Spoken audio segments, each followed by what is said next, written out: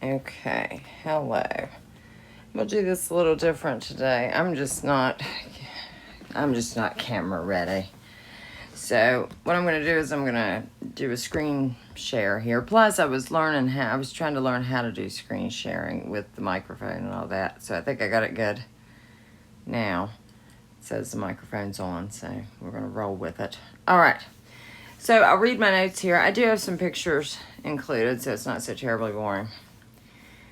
And I'll try to make it fast. Protection for empaths. What is an empath? Empaths are highly sensitive individuals who have a keen ability to sense what people around them are thinking and feeling. Psychologists may use the term empath to describe a person that experiences a great deal of empathy, often to the point of taking on the pain of others at their own expense. The term empath can also be used as a spiritual term, describing an individual with a special ability to sense the emotions and energies of others. There are many benefits of being an empath. Empaths tend to be excellent friends. They are superb listeners. They consistently show up for friends in times of need. They are big-hearted and generous. Empaths also tend to be highly intuitive and emotionally intelligent. Some of the very qualities that make empaths such fantastic friends can be hard on the empath themselves. Empaths quite literally feel what their friends are going through, and they can become overwhelmed by painful emotions, such as anxiety or anger. Empaths have a tendency to take on the problems of others in addition to their own.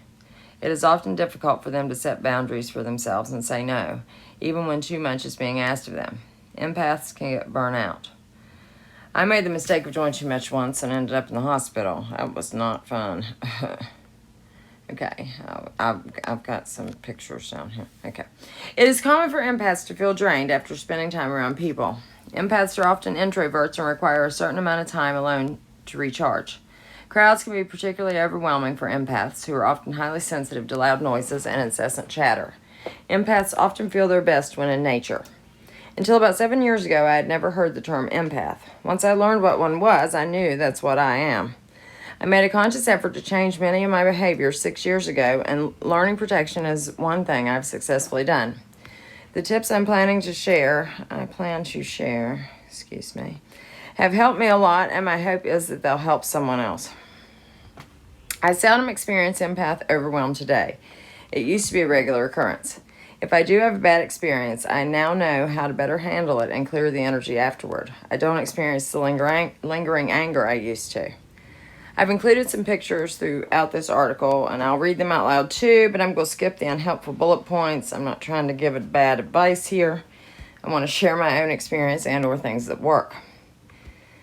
So, 7 signs you're an empath. You want to help others.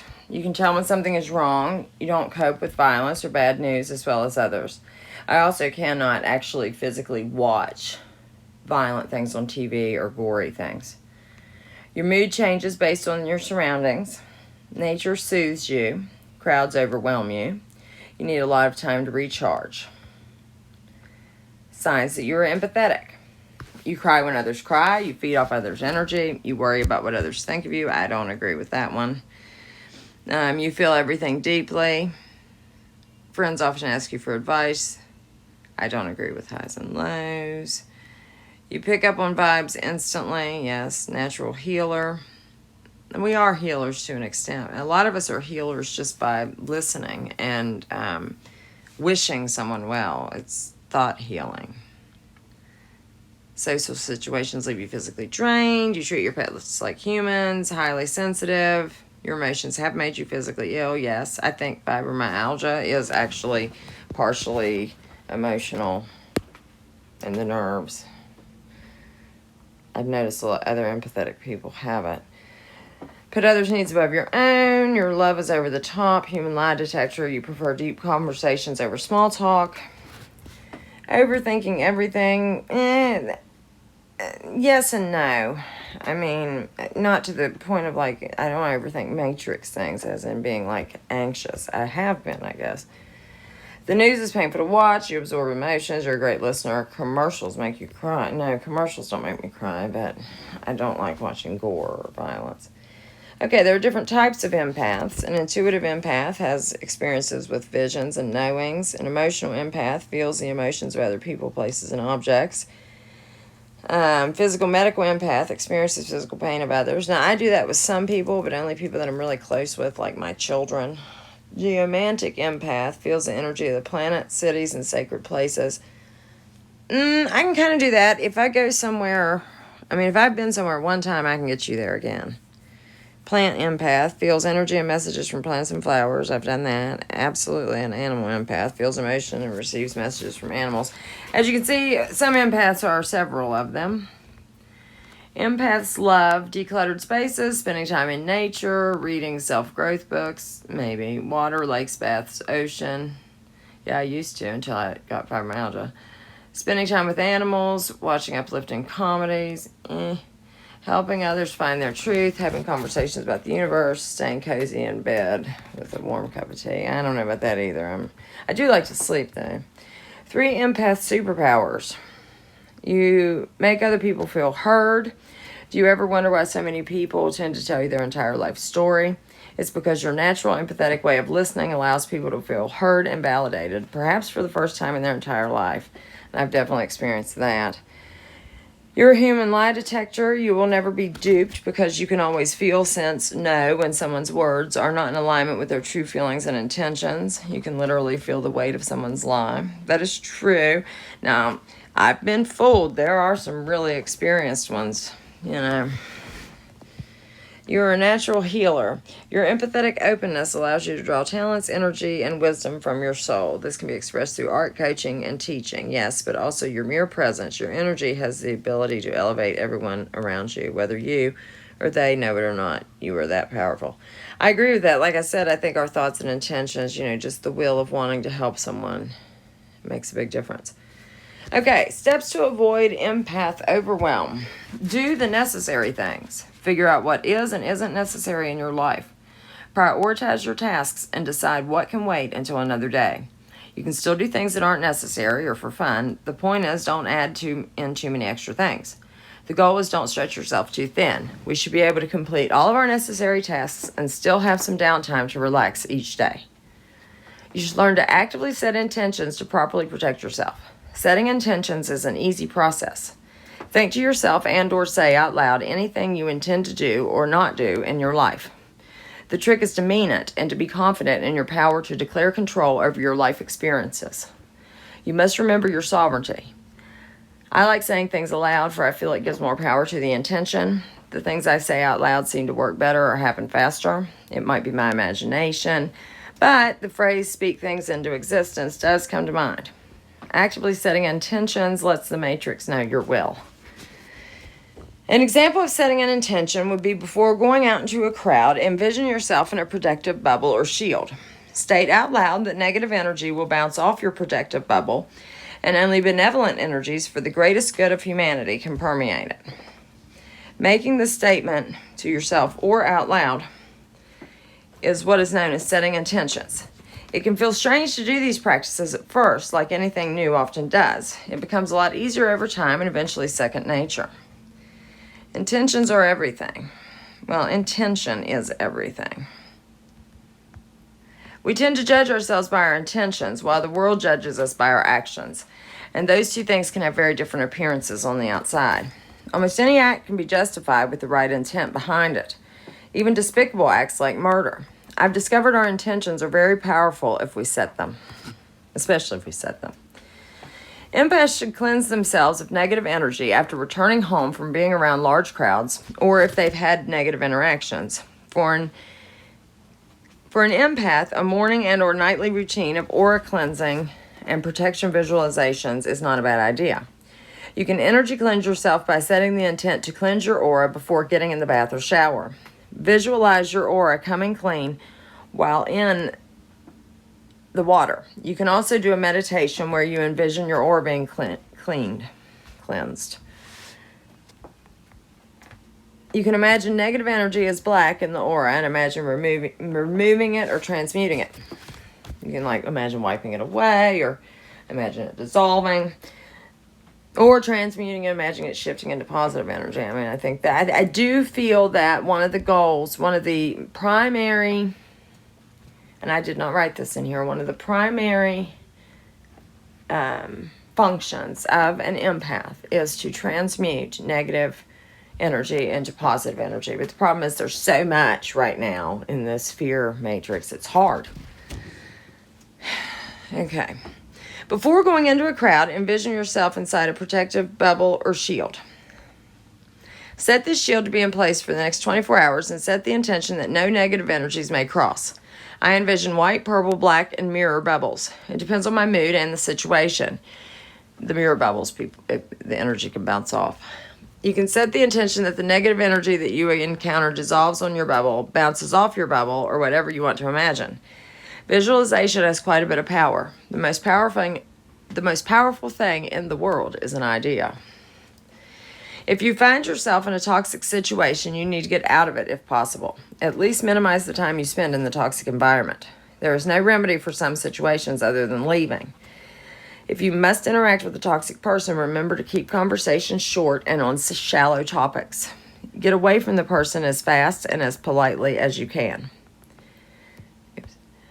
One thing you can do to minimize negative interactions with people is stick to shallow topics of conversation. Getting into philosophical discussions with a negative Nelly is not a good idea for anyone, especially an empath. That's an event that would need prepared for and not a good way to spend a social outing that is supposed to be fun. If you find the conversation getting too deep, try to redirect to a lighter topic or find a way to excuse yourself. After a bathroom break, the conversation may have turned. Set boundaries and stick to them. Knowing what you will and will not do is known as setting boundaries. Knowing ahead of time how you will handle a particular situation makes it much easier to react properly when actually in said situation. Setting personal boundaries for yourself, with others, and with yourself is an important skill when it comes to protecting your energy and feelings. With a known energy vampire and or someone who drains you, firm boundaries are a must. Empaths tend to be helpful and overextend themselves too often. We must learn to set boundaries. I have learned that it is okay to say no to someone's request for help as long as it isn't an emergency situation. And maybe it might be okay in some of those situations. It is also okay not to drop everything and immediately reply to every incoming message. We have got to be able to take time for ourselves and not feel guilty. I'm not talking about being selfish or not helping people. I'm talking about protecting yourself from burnout. If you know you're doing too much, you need to find a way to take something or some things out of your schedule. If you don't have a proper self-love routine or a self-care routine, you need one. Nightly skincare, a morning meditation, or a cup of coffee while watching the sunrise is a nice time for one to have. We need moments of silence for self-reflection. We need to feel good about taking care of ourselves. If you are a mom and feel you need to get a babysitter sometimes, do it.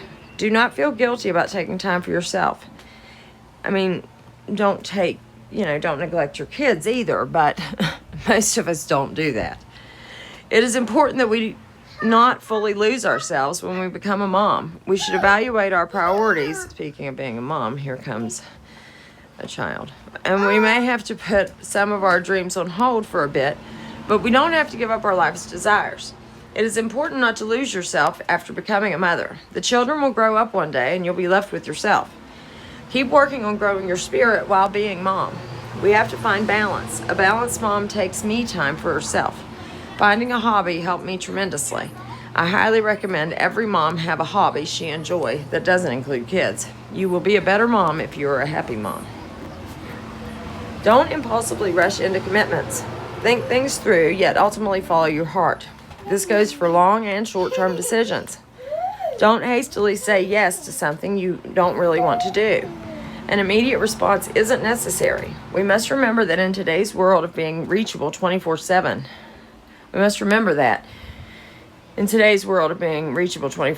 that an immediate response is not always necessary. Take the time to think about requests and say no if you don't think you'll end up doing it. Saying no is okay to do, and it is better than saying yes and canceling later. Don't have expectations for how another person will act or how an event will go. Don't have expectations for how life is going to go, if you can. You can have goals and things you want to work towards, but we don't know how things will ultimately unfold. Hope for the best and let events unfold as they happen. going with life and appreciating the present moment versus anticipating the future or dwelling on the past protects our mental energy. When we have expectations that we don't clearly communicate to someone and the person doesn't meet those expectations, we develop resentments. It's best not to have expectations, but if you're going to have them, be sure to communicate clearly with those involved. Owning crystals, energy cleansing your personal space regularly, and using sage in your home helps tremendously with negative energy clearing. I recommend saging your home once a week. Regular aura cleansing is important too. You can cleanse your aura with the intention to do so, plus meditation. Envision your aura being cleared, a shower or Epsom salt bath, or wafting sage, rosemary, or Palo Santo smoke around your body. Crystals that are good for empaths are rose quartz, amethyst, obsidian, black tourmaline, sodalite, and rainbow fluorite. These stones have specific properties good for empaths. Here we go. Here we got fluorite. Stabilizes the aura. Deflects electromagnetic smog and stress. Helps with boundaries. Black tourmaline is really good for negative energies. Amethyst is an overall good psychic protection stone. Hematite, that is my favorite grounding stone personally. I feel it has the strongest energy and it calms me the best. Smoky quartz is good. It transmutes negative energy and detoxifies the environment. It's good to sleep with. What are we squeezing in our hair, honey? Okay. Grounding, earthing, which is walking barefoot outside on the earth for at least 15 minutes each day is helpful. If you can't do it every day, or if you can't do it for 15 full minutes, doing it as often as you can will still be beneficial. There are tons of benefits of grounding. I have a video on grounding if you want to learn more. Raising your frequency is your best protection against all forms of spirit and psychic attack. Maintaining frequency once a high frequency is achieved is also necessary. Once you learn the actions that raise your vibration and incorporate them into your life, you'll have a much easier time staying on a higher frequency. The higher the frequency, the less negativity one attracts, literally. I made a conscious effort to change from a negative to positive attitude 6 years ago, and within 2 years, my life was completely different, and all the changes were for the better. Ways to raise your frequency are: get out into nature, dance, breathe, sing, hug someone, listen to music, anything that is seeking joy, that invokes joy. Laughter, being around animals, exercise, do yoga, help others, surround yourself with beautiful things, hot baths, meditate, eat healthy food. Thanking your food for its life force energy, be it plant or animal, before you consume it, turns it into a higher vibrational food, which helps your frequency. Okay, raise your vibes. Physical here, we can do deep breathing, exercise, even cleaning house, especially if you do it like with music and fun and dancing around. That really does help. That's probably one of the ways that I raise my frequency. Contact with water, even washing dishes. Again, if you make it fun, singing, wear bright colors, staying in good health. Okay, spiritual. I don't agree with projecting white light around other people. You don't send energy to people without asking them. You do not need to work with guides.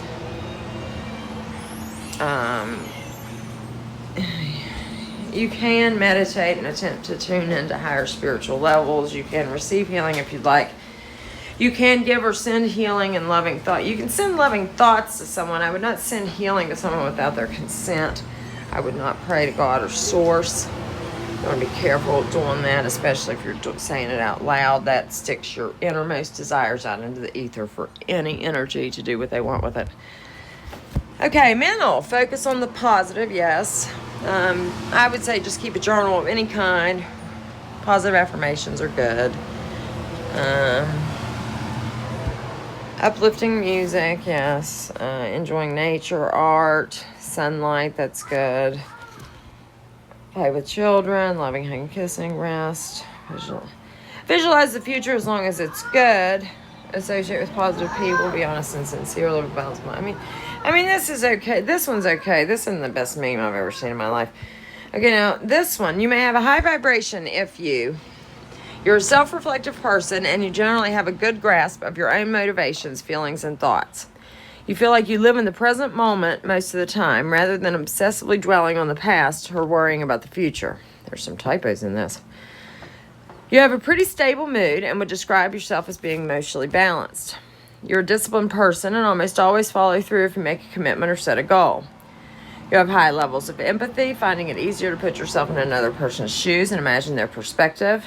Feel grateful for the resources, people, and experiences you have in life. You are a nurturing person and can nurture both yourself and others without draining your own resources in the process. You're very creative and often full of exciting inspiration. Are in tune with your body, knows what it needs in terms of food, rest, exercise, and care. You can let go of passing annoyances, experiencing them briefly before allowing them to drift away. I'm good at that. Maintain a good sense of humor and find yourself laughing at multiple points every day. Sometimes you even laugh at yourself, as you know that you shouldn't take life too seriously. You don't cling to material possessions and know when to get rid of things that are cluttering your space. You have a real sense of purpose and believe you've found your life's vocation. People naturally open up to you, finding you sensitive and trustworthy. Your body feels fit, healthy, and vibrant. You can forgive other people for their mistakes and forgive yourself as well. That's a relatively good list. I don't know about being fit. I don't know if that necessarily matters, but okay. Empath survival tips. Identify drainers and rechargers. Use firm boundaries with energy vampires and toxic people. Get grounded. Eat healthy, exercise daily. Take responsibility for your well-being. Don't give that power away to others. Heal your inner wounds. Learn the lesson. Release that low vibration energy of victimhood. Be grateful for your sensitivity. You can perceive energy greater than most. Trust and follow your intuition, and that's really important. I mean, our intuition and empath's intuition, if it's anything like, it really is good. But you got to learn to trust it. Sage your aura and space weekly at minimum. When feeling overwhelmed, don't hesitate to unplug and spend time in solitude. Sometimes the only time we can hear ourselves think. Unplugging from technology is another great thing. I'm almost done here. 7 things empaths need to learn. Include yourself in your compassion. Fill your own well first. Give only from your overflow. That is very true. If we are not at our best selves, how can we expect to help others be their best selves? People can only save themselves. Not everyone wants to get better. Rescuing often disables healing. Resist it. Creating boundaries can distress others. Do it anyway. Leave painful situations behind. When feeling strong emotion, ask yourself, is this mine? That's helpful. If you do the suggested actions in this, it will become easier to deal with negativity in your life, and you will notice less negativity in a short time if you truly make the effort to change. All change takes time and is a process. Personally, I find that making 1 or 2 changes at a time is the easiest, and then once I master those, then I move on to the next ones. There is no right or wrong way. The most important thing is to try. The past is gone and the future isn't guaranteed, so why not start now? The present is the most powerful moment we have. So, and we got here an unaware empath and the empowered empath. If you follow these tips, you might become an empowered empath. The unaware one feels drained, exhausted, codependent, maybe confused and lost, can attract narcissists for sure. Maybe a people pleaser. I was never really that. Maybe as a child, I did try to please my teachers a lot. May get sucked into negative circles. Empowered empath, full of energy, great manifester, knows what he or she wants, sets clear and healthy boundaries, feels confident, feels balanced, grounded, and clear-headed, and creates income by doing what he or she loves. That's my next goal, as a matter of fact. And speaking of generating income, I sure would love to grow this channel. Not for the income, but to help others. Some of these topics that I cover, I've done Google searches and there's no information on there, on the whole internet about them, and that's why I cover them. So I appreciate each and every person that watched. I don't know what this video is going to look like, but I might not do one like this again. But I thank you for watching, and like, share, and subscribe if you like the video. Thanks a lot.